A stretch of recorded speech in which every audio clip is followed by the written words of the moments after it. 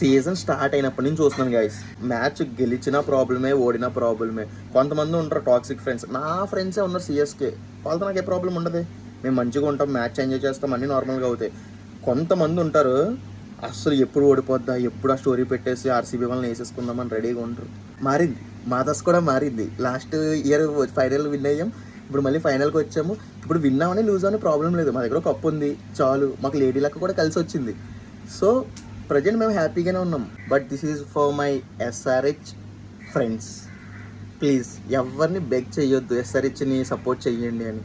C as a Telugu person it's completely, Telugu అని కాదు ఏ language అయినా వాళ్ళ ఇష్టం ఏ ఫ్రాంచైజీకి సపోర్ట్ చేస్తారు అనేది. అంతేగాని మీరు తెలుగు వాళ్ళు మీరు ఎస్ఆర్హెచ్గా సపోర్ట్ చేయాలి అలా ఏం లేదు కదా ఎక్కడ. This is completely personal choice guys. At least few matches వైజాగ్లో అన్నా పెట్టాలి.